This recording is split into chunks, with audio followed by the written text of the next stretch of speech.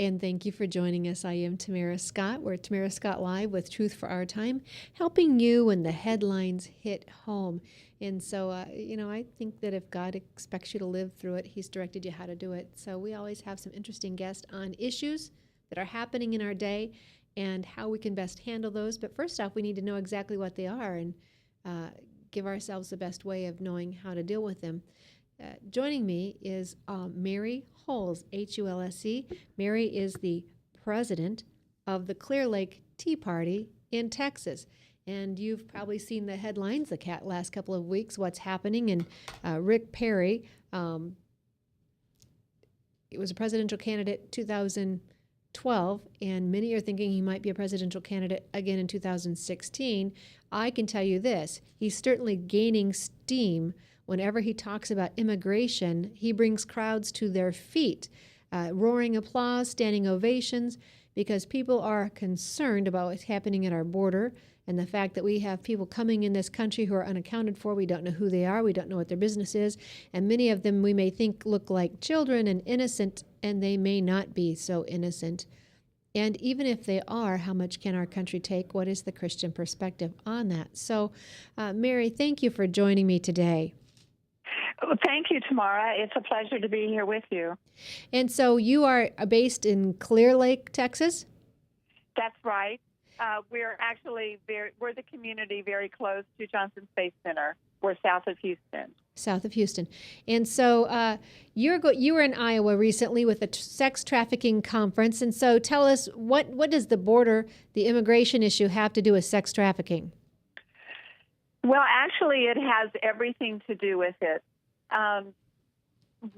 When the children are coming over, or when the young adults, when they pay the cartels to cross the border or to make the trip up through Mexico to the Rio Grande, they have to pay the cartels for that rite of passage. And what we know is that most of these travelers, let's say, they do not have really the funds to pay for this trip. So the cartels make a deal with them. Well, pay us what you can, and it's usually maybe a few $100s. And the cost of the trip can range anywhere from $2,000 to $10,000 to $50,000, depending on the origin of the country of origin and how far they're traveling. So it's quite a money-making proposition for the cartels. So they will make a deal with them, and they will bring them through. They basically front them the money. But when they get into the United States, we find that then that debt is owed. And so what happens is they end up going to work in a lot of the hospitality industry, or God forbid, they end up in the human trafficking, the sex trade, the porn industry, the child porn. They end up in that, trying to work off their debt, or they've been sold to someone to pay off that debt. And so, Mary, you're saying that they have to pay the cartel. We're told in the media that these are just innocent kids that are just coming across the borders all by themselves or being dropped off by their parents. You're saying they're coming through the cartel. They have to come through the cartel. Nobody crosses the Rio Grande without it. No one. And so when we're told these innocent babies, and the least we can do as a Christian nation is bring them in, welcome them in, and take in these kids from Honduras was the country someone approached me on last night. Would I send these kids back to horrible Honduras? What would be your response to that? Well, I think that the best thing that we can do is to keep these children with their families, and if their families truly are still in Honduras, I think biblically that is the best place for them. But the thing that people do not understand is that once they cross into the United States and they're processed and they're released, the cartels pick them back up again. So it doesn't matter that we're bringing them in and allowing them to stay, and it won't matter if the president grants them amnesty, because they are not going to be free citizens like you and I think of. They'll have They a will debt not to be. pay. They will have a debt to pay one way or another. And you mentioned biblically, and I'm thank you for that. And we often get hit with this as Christians. How could you be so heartless not to care for these people? Where's your compassion? Jesus would have welcomed them. I'm not sure. When you read through the Bible stories about the five the lamps, the lanterns, and the five I can't think of the name when they were waiting for the wedding, and the groomsmen, and they said, "We've got our oil. You don't have yours. We're not sharing with you. You weren't responsible. You didn't have yours in time."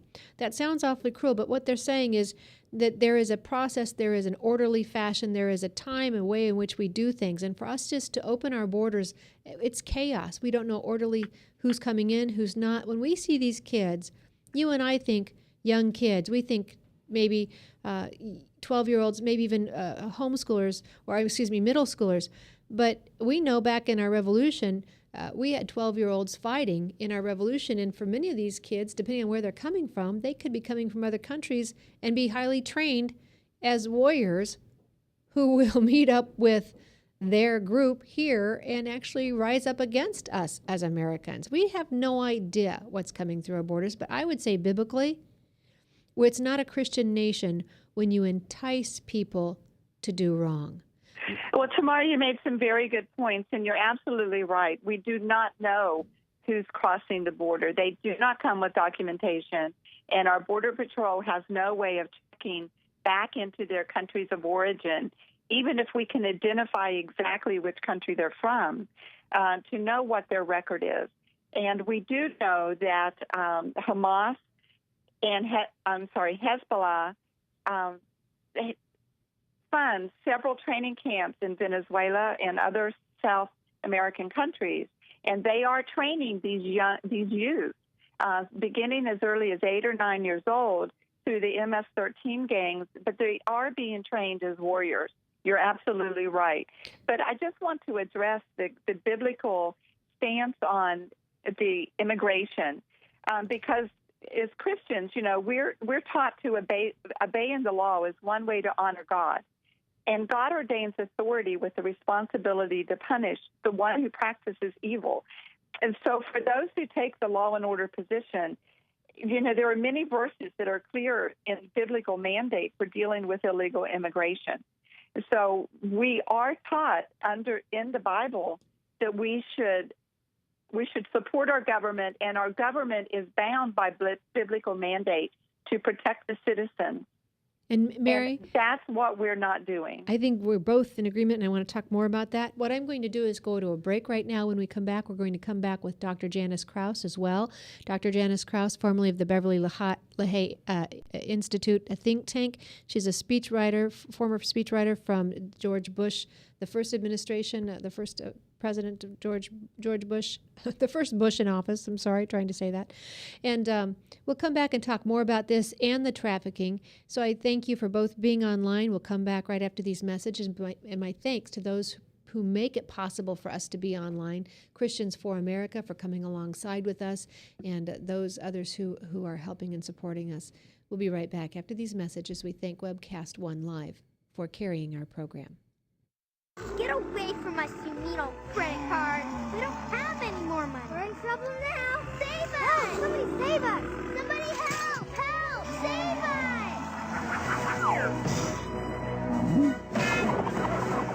us! Hi, I'm Tom Coates from Consumer Credit of Des Moines. If your credit card's a little too animated, give us a call. Hooray! We're saved! Consumer Credit, you're our hero!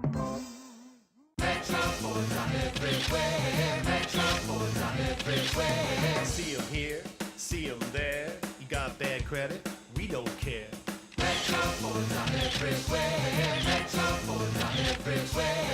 Visit emetroford.com for your guaranteed credit approval. Good credit, bad credit, no credit. Everybody drives with guaranteed credit approval at emetroford.com. Visit emetroford.com today. Hey, psst. Let me let you in on a little secret. You ready? Always try to do business with people, not places. Especially if you seek honest Christian business people. And when it comes to my car, I really need to trust who's working on it. Now, my family is so blessed. A few years ago, we found a family-owned automobile repair shop that operates as a Christian business also. Open, honest, reliable, trustworthy. It's AMCO on Hickman Road in front of Kmart, and it's a family-owned Christian operating business.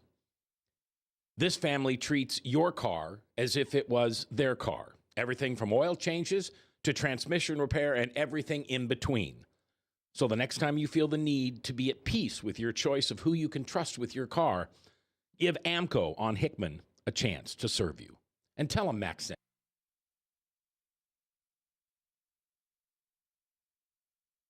Restoring hope,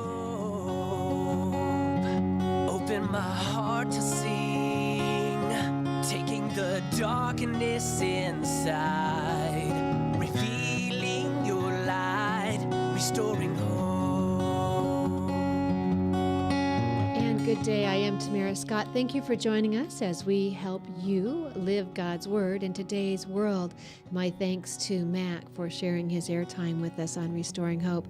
As you're listening to this show, it is pre-recorded. If you ever want to join us for the live discussion, 10 a.m. on Wednesdays is usually when we do that on webcast1live.com. Webcast1live.com. One is spelled out.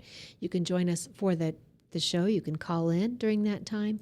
You can chat alongside. This show, however, is pre-taped after I tell you all that. I am touring Angola Prison probably while this show is being aired or shortly around that time. So it'll be an interesting experience for me, and I'll share that with you possibly when I get back. The Governor General has made some great strides in the state of Louisiana in the prison system and improving some things, and what I hear was one of the worst prison systems there. So we'll find out what exactly has transpired. In the meantime, Restoring Hope, Mac talks with you about those things as far as recovery, overcoming addictions in our personal lives. And I take the Restoring Hope in a way of giving us helpful ways of restoring our communities, restoring our nation, and restoring the hope of everyone here in America that we can once again be that city on a hill offering help and light to the world who so looks up to us. So joining me today are two very special guests. Mary Huls is the president of the Clear Lake Tea Party out of Texas, and Dr. Janice Crouse. You probably recognize that name. Dr. Janice Crouse is an author. She's a TV commentator, Concerned Women for America, formerly with the Beverly LaHaye Institute. She's also was a presidential speechwriter for Bush 41, and the National Press Club's Compendium of Experts describes Dr. Crouse as having brought insight, keen perception, and wisdom to domestic, family, political, and women's issues since the early 1990s when she served Bush 41 as a speechwriter. So my guest, thank you both so much for joining me. For those of you who want to hear the conversation before this, you can check us out on Tamara Scott Live on YouTube. Tamara Scott Live, we make it accessible for everyone to find it. And then you can join in the conversation. Now we're talking about immigration, the border crisis, but what is the crisis beyond that? What's happening to those lives that we're told we have to accept, we have to allow in because it's the compassionate thing to do? Only, as Mary's telling us and sharing with us, it's not so compassionate when we hear what happens to some of these children when they are released by our government officials, only be captured again by the cartel and put into human trafficking. Mary, thank you for speaking in Iowa recently, a human trafficking conference. Tell our listeners, what is happening? What hope do these kids have when we're talking about restoring hope? What do they have? What hope do they have when they're released by our government? Well, I think that one of the things that they can hope for is that we do have some groups in Houston that work to intervene and rescue the youth and the young adults, the women that are placed into these brothels, cantinas, local donut shops and hotels. But the biggest hope I think that we have is that we make this problem aware to the mainstream public. And I do truly believe in it. It's been pressed on my heart that what we have to do is we have to expose this, and we have to make this a national conversation so people know exactly what's happening. Do you know in Houston, we had 35 new brothels, these private underground brothels, open up in just one tiny section on the west side of Houston last year. That's just one, and they're mostly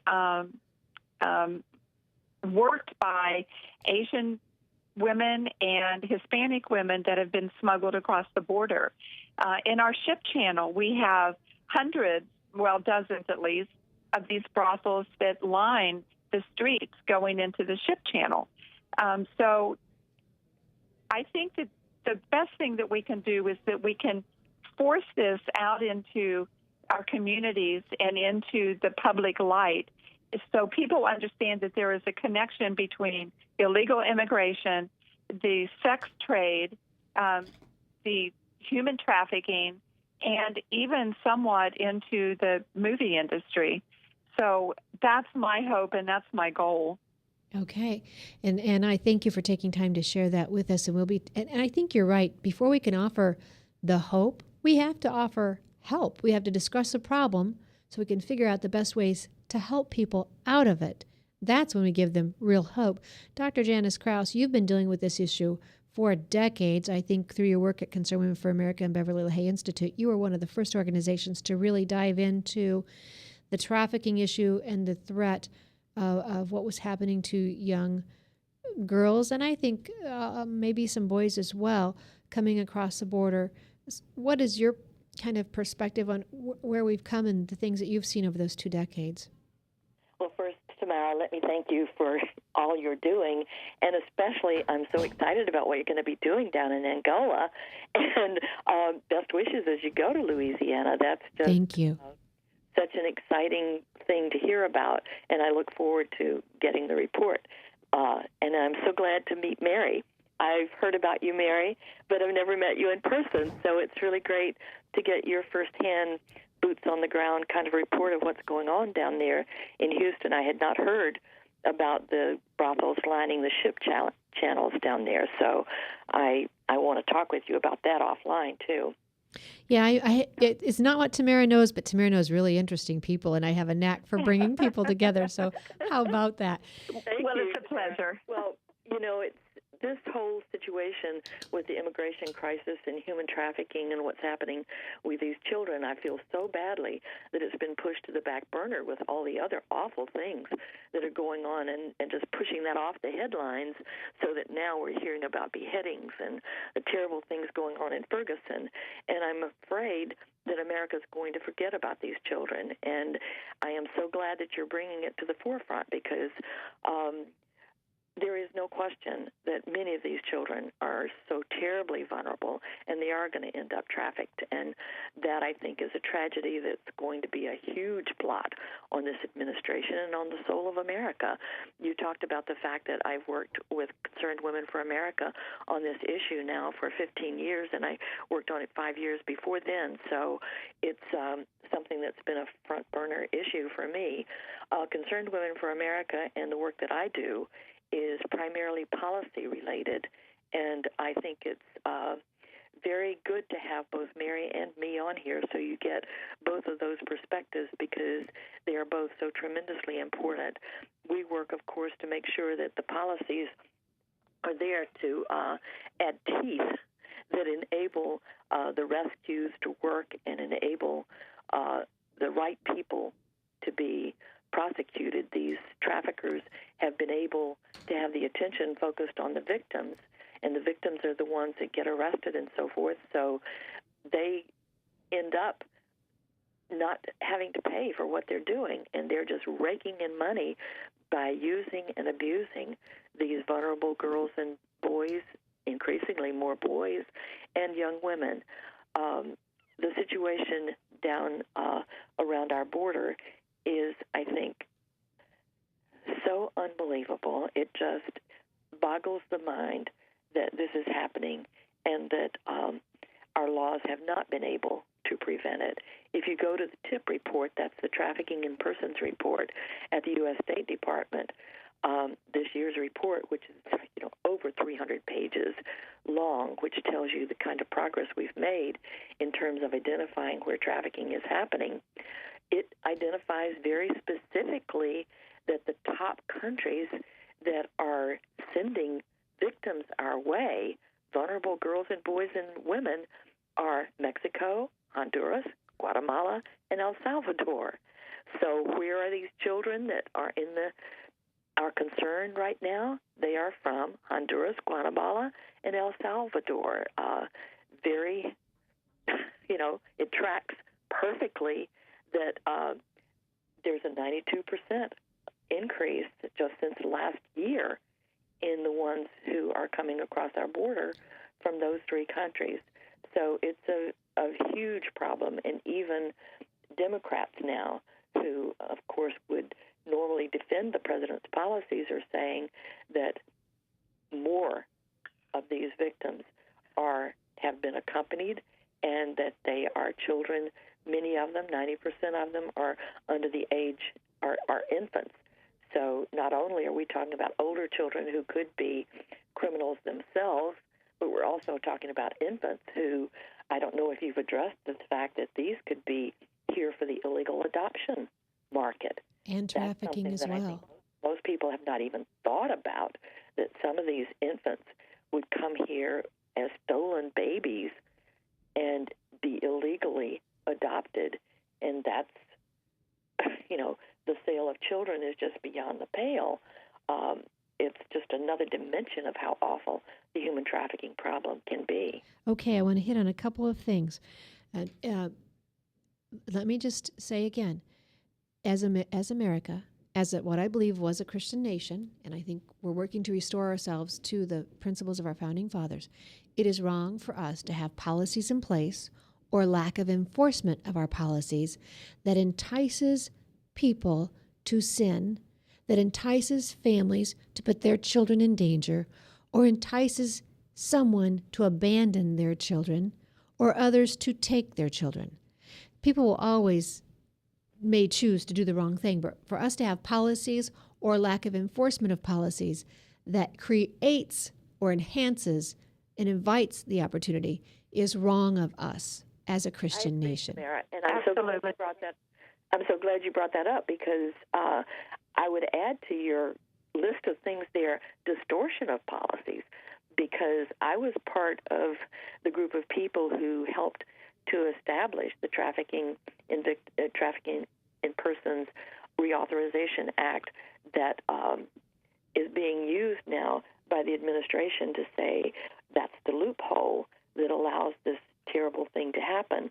Well, that loophole was there because we put it in there in order to combat child exploitation and trafficking. The loophole basically says, the law basically says, children from Mexico and Canada can be interviewed and repatriated very, very quickly, but children from other areas, the procedure is different because they are more likely to be trafficked. So there's 72 hours to try to see whether they are possibly trafficking victims. Well, this administration has used that to say, oh, you've got 72 hours. You can get in here and slip out of the shelters and go here, there, and yon. And that word has gotten out. Well, the law was there. The policy was established to protect those children, not to invite them to come in and tell them that they've got this period where they can be protected. And the truth of the matter is that period of time now is allowing them and allowing all these criminal networks to come in and lure those children away, or, if they've safely gotten here and haven't been raped and abused before they even get here. But who knows who are the people coming to say, oh, I'm an aunt or an uncle, and have the documentation forged, of course, that enables them to take those children away. And when you're dealing with 52,000 kids at once, there's no way you can carefully document who's coming for all of them. So it's just, such a distortion of a legitimate policy to protect children from those countries that it just makes me irate, because, as you say, it's very definitely not something that we as Americans want to have on our consciences, nor do we want to treat any human being that way. Mary, you're the one with feet on the ground in Texas, and you were saying, I think, in an earlier segment, that these kids will not, even if they're released, they don't just get the luxury of making it happen in America now. They'll probably be taken captive by the cartel. Well, certainly, as Dr. Crouse reiterated, that it is a concern, and another thing that she did not touch on that I think that we need to remind everyone is that this administration is offering $6,000-$7,000 per month for foster parents to take in these children, and it's a concern to me. Do we know who these people are that are signing up for this? Have they already gone through the foster program? We've already had a couple of cases of these foster parents being charged with abuse of these children. So I think that we're just setting them up in so many ways for a life that's really unfathomable to most Americans. And you're saying that the government is giving them $6,000 to $7,000 a month? Yes, ma'am. How do we find that? How do Americans, where do they go? What website can they find that? I don't know if that's under ICE or if it's under DHS, but I know that there is a website out there where people can go and sign up to house these children. Does anybody else see the danger in that? Because you've got people who need money, people who refuse to work and won't take care of kids, won't have the best interest of the child in mind. And beyond that, really seriously, $6,000 to $7,000 a month, is that per child? That's from huge. What I gather, that's a cap, and it is reimbursable. So I think that they're going to have to pay for their care, and then they get reimbursed. But it doesn't seem it's outrageous amount of money. They're so easy to fraudulently, submit any reports. That's a danger sign to me. Absolutely. Anytime you have to entice money for someone to do a compassionate act, there's a bit of a concern for me as well. But Mary, Dr. Crouse brought up the idea that some of these kids could be trafficked as infants in the black market. They could be sold. Mary, are these kids being dropped off by their parents, or do you think they could be kidnapped, abducted, taken by others, and sold to us? Well, from some of the sources inside our DPS and Border Patrol, they believe that a large portion of these children are actually being taken out of orphanages and sent through the pipeline. Also, just homeless children that are on the street, or children that have already been indoctrinated into the gangs, MS-13, the Pistoleros, and they're being sent as a means to recruit once they get into our schools. And even the children that have the gang tattoos are being allowed in because we're not allowed to look into their country of origin to find out any criminal activity they may have been involved in there. If they have no criminal record in the United States, then we're allowing them to be processed. And actually, the Border Patrol says that they have been told to treat them just like they're American citizens. Well, here's the deal. As an American citizen, if I break the law, whether it's running the stop sign or holding up a liquor store, if you break the law, you expect arrest and sentencing. If they've broken the law, whether a minor or not, by coming into this country illegally, they have broken the law and should be expected to be treated the same, and that's biblical. And that's our conundrum, isn't it? Because they are not treating them like American citizens. American citizens have been put on the back burner, and our children are not going to be cared for. And the resources that our country has for our own children, our communities are the ones that are going to bear the brunt of this expense. Our schools, our law enforcement, all of our local facilities, that's where, the citizens are going to be hurt over and over and over again by nothing. If you don't look at anything else, the expense of this is going to be staggering. And the Constitution is to protect, and Janice, I don't, either one of you, Mary, being the leader of the Tea Party, you probably have a good understanding of this, but the Constitution is to protect the citizens. It doesn't protect everyone of the world. It protects the citizens of the U.S. When someone is elected to office, they raise the hand and take the oath to uphold the Constitution. And so by failing to protect us from people coming in the border, no matter the age, we are failing to uphold that oath to the very people we were to protect. Absolutely. I think that's a valid point. And the very idea that we have porous borders is so offensive to me. And I don't like the idea that people accuse those of us who believe in protecting our borders of being biased and racist and everything else. You know, that's just a basic matter of constitutionality. You cannot go, I can't go to Mexico. I can't go anywhere without my passport and having a legitimate reason to be there.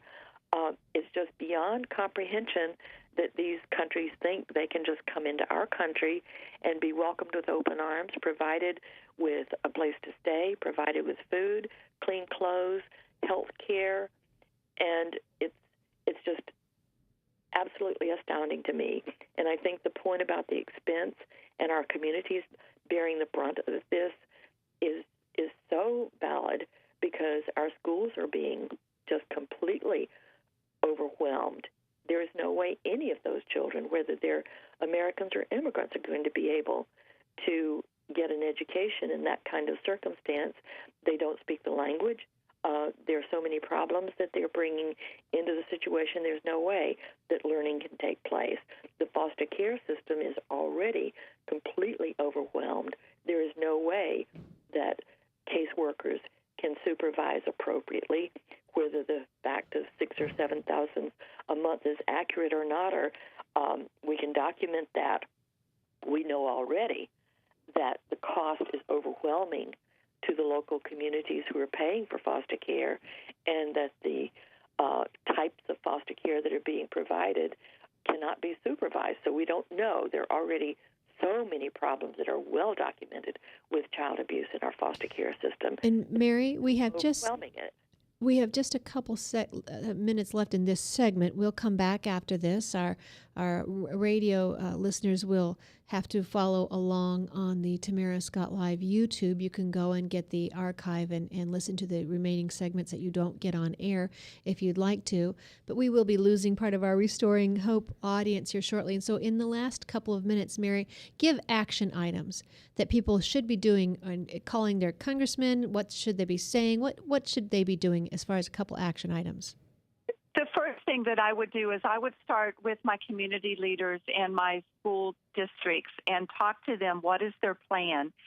Do they know how many of these children will be in their schools, and what is their plan for that? What is the plan for their hospitals if there is any kind of epidemic because of the diseases, the tuberculosis, and that sort of thing? Do they have plans for that? And is there money to educate these children? And, you know, I also submit to you to be thinking about what horrors these children have seen just in the Trail of Tears up into America. Some of them have been forced to cut off the fingers of other children because they wouldn't obey a command from the cartels, or they've had to witness rapes and murders. So I think that, you know, these children get into our schools.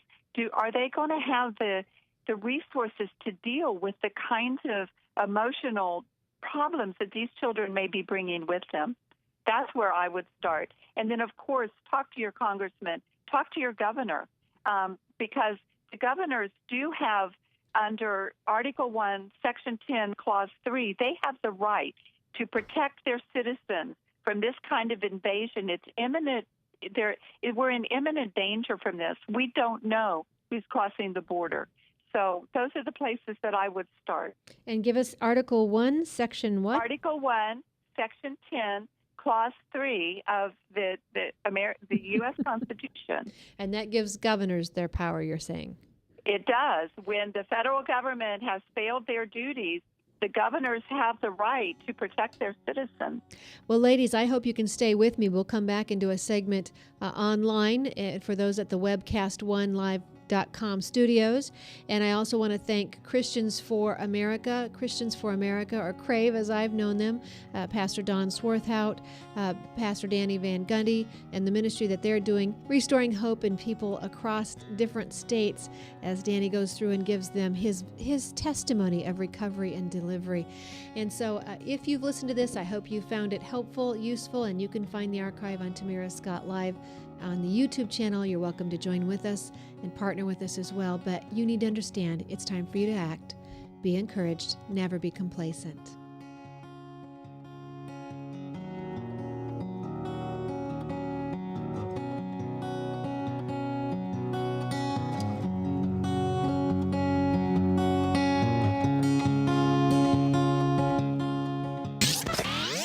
From the RE/MAX Real Estate Concept Studios, this is Webcast One Live.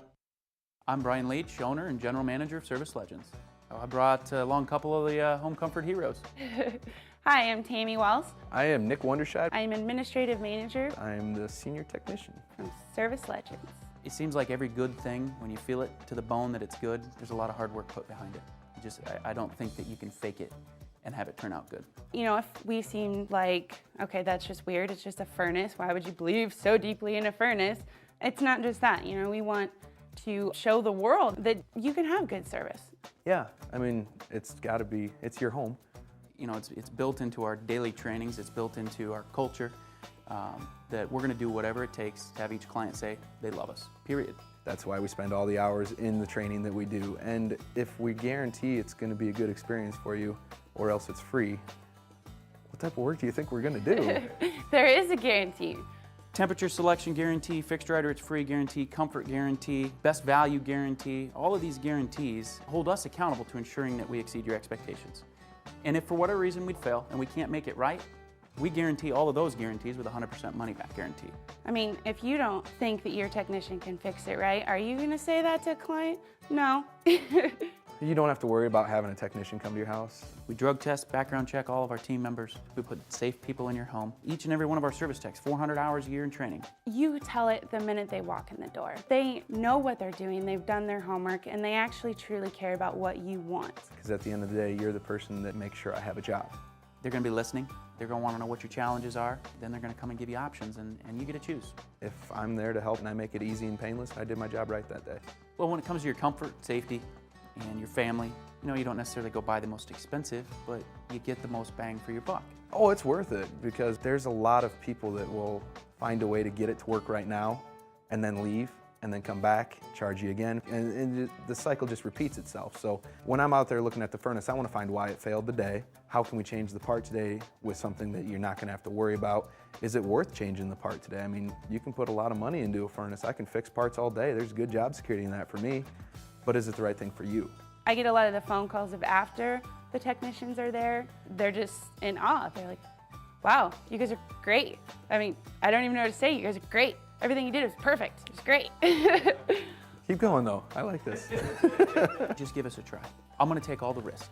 I've got the time to make this right. I've got the support to make it right. Just check us out. And if you don't see the value in what we do, I mean, fixed rider, it's free or 100% money back. Enough said. And thanks for staying with us. I am Tamara Scott. The show is Tamara Scott Live with Truth for Our Time, helping you live when the headlines hit home, giving you help when the headlines hit home. My guests today are Dr. Janice Crouse. You may recognize that name, formerly with the Beverly LaHaye Institute, a think tank in D.C. She's also been a UN delegate. She's been a speechwriter for Bush 41, very well recognized in the work she's done on issues, domestic, otherwise, family issues. I think she's also involved with the World Family Congress. And then also Mary Huls is joining me. Mary is the president of the Clear Lake Tea Party out of Texas, Clear Lake Tea Party out of Texas. And as I said earlier, Texas and those politicians that we very much like and appreciate out of Texas are getting some great recognition right now. Governor Rick Perry, whenever he speaks on immigration, I think when I heard him speak recently in Iowa, he said they were spending $1 million of state money each week to protect the border because they needed to for their communities. And Mary has just told us that Article 1, Section 10, Clause 3 is the protection that governors have. And not only the protection, I would tell you, it's the responsibility that governors have to protect their states. And so we appreciate, you see it. I think Perry is rising in the polls because of his strong stance. I think Americans are looking for a leader who will actually lead. And we just left a segment of our show called Restoring Hope. You know what? People are looking for real hope, not hype. They got hyped the last 2 elections, and it didn't work. And you see people who look defeated, they look deflated. But if you give them the tools, equip them, and encourage them on how to do it, they'll make a difference. And so I thank Dr. Janice Crouse and Mary for joining me today. Mary, we were talking about the action items, and you've kind of told us to get out and get involved with our community leaders. I would say our congressional leaders as well. You want to continue on action items for our people? Okay, well, I think you're right. I think our congressional delegate, as well as our state senators, we are fortunate to have Senator Ted Cruz, and he has certainly been a stalwart for Texas and for America. But don't forget your state legislature as well. I mean, from your local mayors all the way up, they need to all play their role in this. Now, we have a city that's nearby, League City, and they were the first in the country to put forth a resolution that did not allow the federal government to create these detention centers without any kind of local permission, because that's what we're finding they're doing. They're setting up these camps or buying up these buildings and bringing the children in basically in the cover of darkness. And local authorities do not even know that they're coming. So that's why it's so important that you talk with your local officials, your school boards, and find out what effect is this going to have on your community, your own child's school. What resources will the teachers and the school nurses, the counselors have to deal with the things that they may be seeing? So you can't look past your local officials. That's where everything starts, is locally, and then it builds from there. So start with your local communities, work to your county and your state, and then into your national delegation. Well, and I thank both you and Janice for coming on, because the topic that we've discussed today can be gruesome. You were talking, Mary, about these kids. We're to think that they're these youngsters who need help, or these helpless infants, and we may have had some helpless infants, but you're saying these kids have witnessed, some of them, murder. They've been forced to watch rape. Some of them have been forced to cut off the fingers of other children because they disobeyed or did something wrong. So I think we have to explain some of this to listeners and viewers so that they understand it's not that we're hard-hearted, cold-hearted, or don't have compassion, but there is a right way and a wrong way to offer that compassion. And the way someone explained it to me was, biblically, it's unjustified mercy. You're offering something that you don't legally, or you can't honestly offer. We don't have the ability to get, as much as our heartstrings are pulled, legally, we don't have the ability to offer what we're trying to bring these kids in if we don't do it through a legal and lawful manner. Well, I think that's true, and I think the other another point to that is that when we're giving these enticements for these children to come and to get covered under the DREAM Act and perhaps amnesty, that what happens to them in that long journey? Some of them travel 1,200, 1,500 miles. Think about that. Think about you sending a 6-year-old of yours and putting a safety pin with a name or a phone number written on it, and sending them 1,200 miles alone, and what they might witness.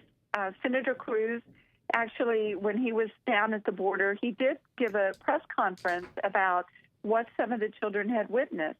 And they indeed were put through some of the brutal things that you just mentioned. And if they aren't willing to discipline another child, or if they're not a willing participant in a molestation. Some of these, there have been children that have been shot in the head, and these other children have had to witness that. So, I really, my heart just can't get past. I mean, compassion is, what are we putting them through? What are we forcing them to be a part of for this political move by our president and our current government? I mean, this is all politics, but we're putting these children in danger, and we're putting them through a life of horror that it's going to be years for them to ever get over. Right. The scars could be way too much, even if they get here physically. And Dr. Janice Crouse, maybe you can answer this. Mary, maybe it's you that can answer this. I don't know. But people then turn to me and say, well, what would you do? Just leave these poor kids in Honduras where they're going to be raped there, or they're going to be taken by a cartel there? And my thought is that we do what we can to help other countries correct their issues. But from the beginning of time, I think it was Charles Finney told us that God will judge a nation by the actions in which Christians within that nation take. We have elections, and leaders have consequences. And then Proverbs tells us that when the righteous rule, the people rejoice. But when evil rules, or when the wretched rule, then the people moan. And that's what we're seeing in these other countries. There are other ways we can help, whether it's through free trade agreements or sanctions of not doing trade with countries who mistreat their people. There are other ways we can help. And the other thing that I've heard explained is that by allowing people to come here illegally, or enticing the healthy ones who can get here away from their own countries, those are healthy people who could make that change in that country. And if we don't allow some of these things to take place in those countries, the war that should happen there will erupt here. Well, I think we also need to step back, Tamara, because we're looking at a worldview here that has taken hold, where people don't recognize that evil exists, and they gloss over and romanticize everything and politicize and demagogue everything, to the point that these are innocent little children coming here, and they're leaving a horrible situation. They're really refugees and so forth, completely ignoring the fact that many of these children have already been abused. Many of them who are trying to get here have already been sold into prostitution before they even get here, before they even start the journey. They have been targeted by the traffickers. Mary talked about this already, before they even start, and are being brought here for the sole purpose of commercial sex or forced labor. So the problem is a huge problem, and the fact that, and it's a problem of evil. It's a problem of forces and people who do not have goodwill toward us or toward these victims. These are people who are looking to profit from the situation. These are people without any conscience. These are people whose whole worldview is completely distorted, and they are being helped by an administration here in the United States that is so naive, and who have sold the whole idea that there's no evil in the world. People of goodwill exist everywhere. We just have to be diplomatic and get along with everybody. And I think it's so terribly naive, it has put the whole United States at risk. And in this specific instance, it's put innocent children at risk and made them vulnerable to some very, very evil people who don't mean them well, and they don't mean the United States well. And we are all being duped, and these poor children are paying the price. And as Mary pointed out so beautifully, our communities are also going to pay a very high price. Our own children are going to pay a terrible price, and the whole nation is going to pay a terrible price. And that is our responsibility as elected leaders to make sure that doesn't happen. You mentioned Ted Cruz, Mary, when he was in Iowa recently. The crowd would not sit back down. After a standing ovation, he had to wait for the crowd to finally stop applauding. They are so pleased. I'm telling you, they are so hungry for real leadership that that people they're eager. It's not that people are voters are apathetic. They will walk on glass when they find a leader they can trust. That's the truth. And I think that's what we're seeing. And I hope in this election, we saw in 2010 an uprising, and kind of straying from the topic here, but it wasn't a get out the vote program. It wasn't money that did it for any one party. It was a grassroots movement. It was people taking back into their own hands their government. And I hope that we can get people to arise and to do that again. And when I just said the rise, let me take it a step further. The help that we need will not simply come through the government. That's the avenue to get to the help in which we need. Without being a theocracy, we need to once again unleash the freedoms and the liberties that our founding fathers had in mind, so that the true help, the real help, can be talked about in the public square, and that will come in our churches, through our hearts, through our homes, when we look to the Bible for that help. I'm so glad you said that, because I believe that the real key is the church. And the church must stop sitting back and not speaking about what's really going on. They must not fear the government. It is a myth that the government will come after them for their tax-exempt status. The Black Robe Regiment has been forcing that issue for years, and not one church has ever lost their tax-exempt status for speaking from the pulpit. And so our pastors need to gather their courage once again, because they were tantamount in our freedom in the 1700s, and it is so important that we have that once again, that people actually believe in the biblical stance of being involved in the government, praying for our leaders, but not sitting back and actually voting their Christian values. And I think we have to add this dimension as well. The answer is in the church. Many of these victims, as you pointed out earlier, Mary, are going to be so psychologically damaged. There is no way to get around that. And a lot of people think, oh, well, just find a good home for them and they'll be fine. No, they will not. It's going to take the church ministering to their souls in order for them to heal the way they have to be healed. It's not going to work to say that some secular psychologist will be able to meet their needs. No, these are deep-seated hurts. These are really raw wounds of the emotions and the spirit and the psychological well-being of these children, and it's going to take the church to minister in ways that are truly healing. You're absolutely right. And along with that, we've had some of the politicians who wanted to care for illegal immigrant children with this in-state tuition or health care at the state hospital. And my comment to them was, you're running for president. Think with a president's heart. You're thinking with a pastor's heart. And when we have these needs for care, for health, for charity, that comes through the church, through the Christian, through the individual. But it is not through the government. They're called to do different things, and there is a separation of church and state, not in the Constitution, but in the Bible. The government is held only to uphold the good and punish the bad. That is the only thing the government is to do. When we see government entering other areas, we see fraud, we see inefficiency, we see issues with it, because God did not ordain the government to be there. Therefore, the government will not be productive or fruitful in that area, i.e. welfare, health care, all those issues. And so here's the other part of it. If a Christian decides, or a church like they used to sponsor someone legally through the legal immigration process, then they are doing it through the Christian's heart. And the Bible tells us that God will reward us through our generosity, through our charity and our giving.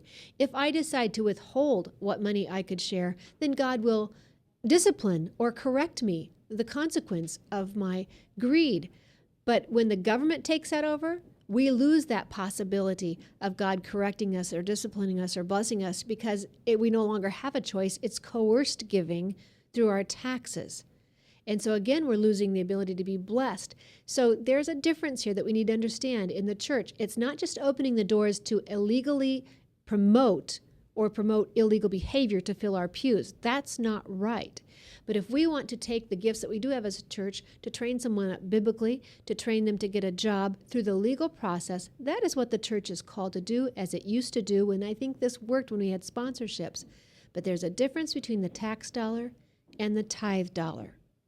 And we cannot combine or mix up or confuse those responsibilities. That's right, and we cannot continually count on or look to the government to solve all of our ills.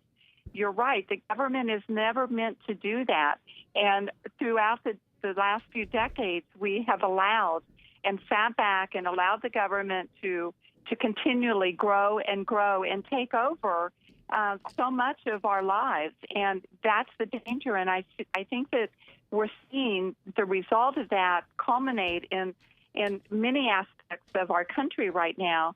And, you know, this immigration issue is just so purely political but we're using these children as pawns. And they are the victims here, and we need to be careful what we allow our government to force upon us and upon these children and the rest of the world, because this just looks and speaks to the UN, always coming in on the United States, on our civil rights. And, you know, we're the most generous country in the world, and we protect citizens better than any other country in the world. And I think that, you know, why isn't the UN in Honduras and in Guatemala protecting the children there? Great point, Mary. Great point. Because we get called for being the world's policemen, and we sometimes are resented for it. But Janice, I want to ask you about that, being a UN delegate. Why isn't the UN doing what it can to protect people there, and why should we be forced to do it here as a burden on our own? I think it comes back to that worldview that I talked about earlier. The world is full of ruthless predators, and we have been so naive here in the United States that we have thought, oh, we just give all this money to the UN, and all these generous people there will take care of the world. And we have ended up supporting dictators and backing groups that are terrorists in disguise. And we have not been wise. We have not recognized that there are ruthless people out there. There are ruthless governments. There are predators who will prey on little children. And it's our responsibility as American citizens to be aware that this is not a, quote, good world. And we have been very, very generous, and I want us to continue being very generous. But we can't be blind, and we can't be unworldly in the sense of being naive and not be aware of those who would take advantage. Absolutely. Mary, you brought up the Constitution earlier in one of our other segments, and I don't know how many people even have a copy of their Constitution, though they should, and though they should know it. And what you're talking about is people coming back and being responsible for the liberties God's given us. It's one of the Websters, I don't know if it's Daniel or Webster, that said God grants liberty to those who will diligently defend it. So, Mary, thank you for being here today. In parting, what would you say to our listeners and our viewers? Well, I think I would like everyone to just remain diligent. Educate yourself on really what's going on. There are many good avenues out there. The internet has been a wonderful source, so we don't have to depend on the mainstream media. And actually, the Constitution is available online. Pull it down and read it. It's just a few pages. It doesn't take long to read, and it does give us the roadmap for even what's happening today. The founders were just blessed by God in what they gave us and the tools they gave us. You know, they didn't know about things like the internet, but they did give us a guideline for exactly how we handle the problems today. Yes. And so we need to make sure that our government stays within those bounds. And we must stand up as one and say, no, we're not going to allow you to become more tyrannical day in and day out as they have been the last few years. We need to take our country back. And Dr. Janice Crouse, just a minute left. What would you say? Very quickly, I would say that Americans should not be defensive. I like the point that we are a very generous nation. I like the point that we have very solid ground to stand on in terms of our Constitution and our right to protect our borders and our responsibility as individuals, not the nation, to take care of those in need. And I would also say we have a responsibility and the privilege of not being naive, to use our brains and not be stupid, but to recognize there are ruthless people out there. There are predators who are willing to take advantage of our naivete, and we need to know that there are people who will do bad things, and we need to be prepared to protect ourselves and our children in this country and to protect those children from around the world who are vulnerable to those predators. We've got to run. Thank you, ladies, both for joining me. Mary Huls, the Clearwater Tea Party in Texas, Dr. Janice Crouse, and you are listening. You take this information, and it's up to you, not someone else, you. Foreign trade, free trade has done more than all the foreign aid for the other countries that need our help. There are other ways we can do it. Government is seldom the answer. It is only an avenue. Be encouraged. Never be complacent. And thank you for listening.